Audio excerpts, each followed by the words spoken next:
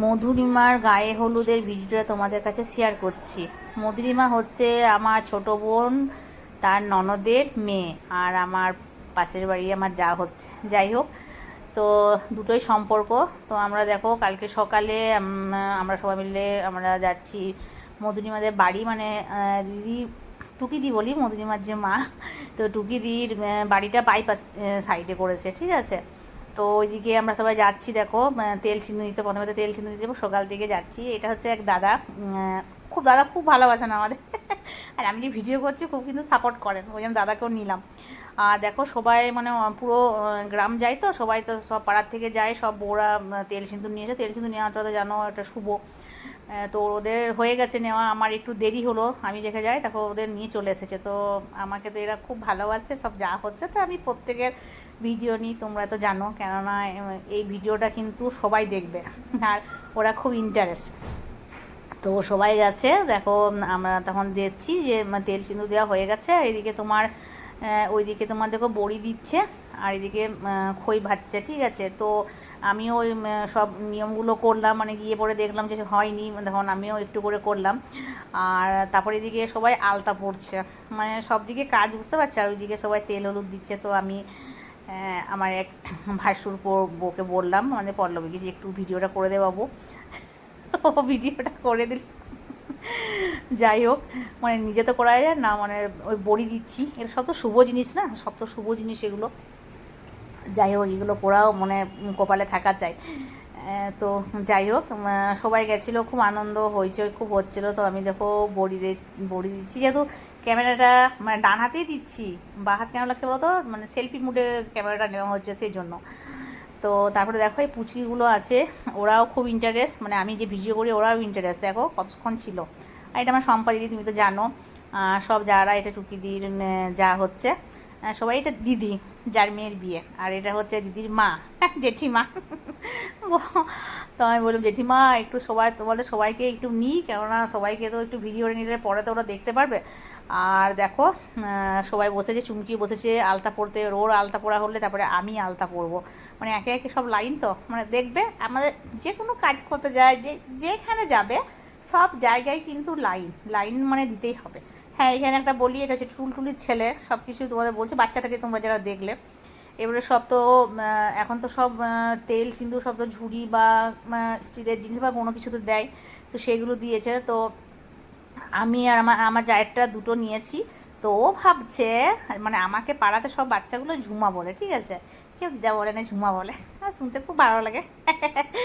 তো বলছে ঝুমা কি আমাদেরগুলো নিয়ে চলে গেছে, মানে ঝুড়িগুলো যেগুলো তেল সিঁদুরে নিয়েছে সেগুলো। যাই হোক, সেটা খুব মজা, তখন আমাদের মানে কী বলবো, এত হাসছিলাম আমরা। আর বাচ্চাদের কথাগুলো শুনতেও খুব ভালো লাগে। আর দেখো তেল সিঁদুর দিচ্ছে মধুশ্রী, আর এটা হচ্ছে অর্চন, এটা দেখছো, এটা হচ্ছে আমাদের মধুরিমার দাদা, টুকিদির ছেলে। তারপরে দেখো এবারে একে একে সবাই আলতা পড়ছে। এবারে আমি ভাবলাম যে আলতাটা পরে নিই, কিন্তু সবাই তো সে লাইন আছে। তো তো যাই হোক, এবারে অলরেডি আমি দেখো আলতা পরছি। আলতা পরে তারপরে ওইখান থেকে আমরা চলে আসছি, ঠিক আছে। আর কি এখানে কি বলতো, যে একটা যখন আমাদের অনুষ্ঠান হয়, কোনো কিছু অনুষ্ঠান হয়, তখন কিন্তু সব বউরা একসাথে, আমরা মানে সব যারা মেয়েরা সবাই একসাথে আমরা মনে করো দেখা হয়, ঠিক আছে। এটা ভালো লাগা। এটা হচ্ছে সেমুদি, মানে হচ্ছে টুকিদির ননদ, মানে মধুরিমার পিসি, ওর পিসি দেখো রান্না করছে। তো মানে আইবুড়ো ভাতে করছে, পায়েসটা করলো, রান্নাগুলো করলো।